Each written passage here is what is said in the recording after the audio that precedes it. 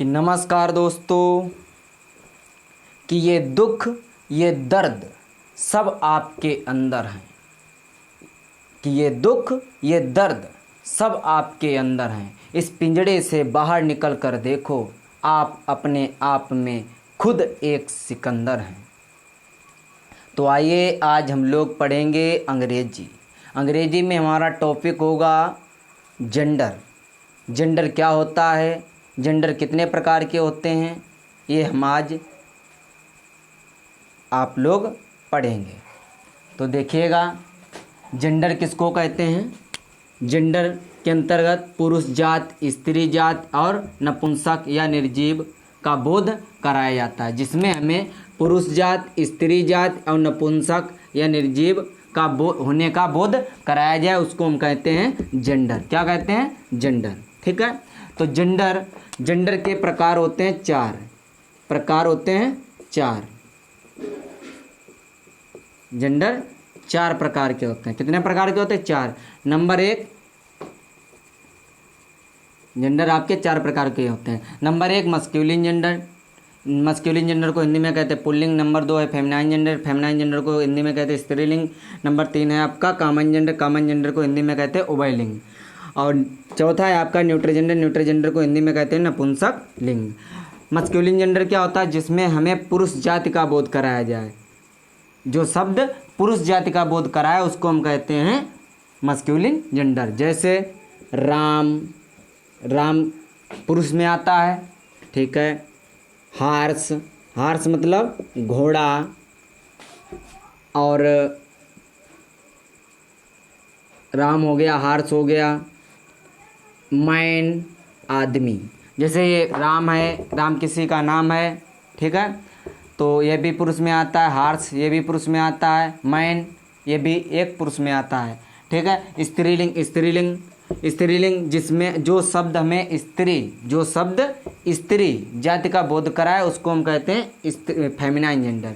जो शब्द स्त्री जाति का बोध कराए उसको हम कहते हैं स्त्रीलिंग। जैसे सीता, गर्ल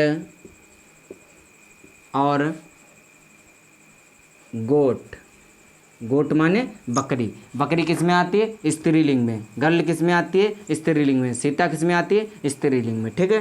फिर है कॉमन जेंडर। कॉमन जेंडर जिसमें हमें पुरुष और स्त्री दोनों का बोध कराया जाए, यानी पुरुष जाति और स्त्री जाति दोनों का बोध कराया जाए, उसको हम कहते हैं कॉमन जेंडर, यानी उभयलिंग। जिसमें पुरुष और स्त्री दोनों आ जाएं उसको हम लोग कहेंगे उभयलिंग। जैसे पुलिस, पुलिस, पुलिस क्या है? इस उभयलिंग। इसमें पुलिस में स्त्री भी आ जाती हैं और पुरुष भी आ जाते हैं। जैसे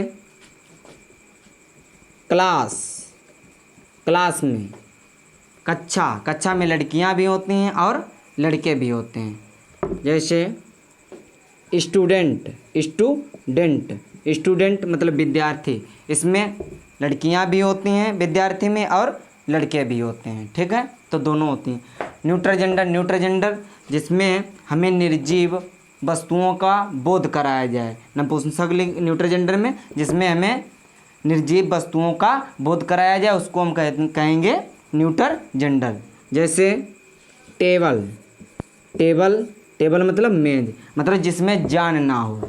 चेयर, चेयर क्या है आपकी? कुर्सी, कुर्सी में कोई जान होती है? नहीं होती है। तो ये आपका क्या हो जाएगा? Neutral gender. जैसे बैग, बैग, बैग मतलब झोला, इसमें कोई जान होती है? नहीं होती है। तो ये आपका क्या हो जाएगा? Neutral gender. अब हम लोग पढ़ेंगे दो सिर्फ जेंडर। कितने पढ़ेंगे? दो जेंडर, मस्क्यूलिन जेंडर और फेमिनाइन जेंडर। मस्क्यूलिन जेंडर और फेमिनाइन जेंडर सिर्फ इससे पता करेंगे। अब देखिए, जैसे ये है, ये क्या है? मार्कर। मार्कर क्या है? मस्क्यूलिन जेंडर या फेमिनाइन जेंडर? क्या हो सकता है? इन दोनों में से एक बताइएगा।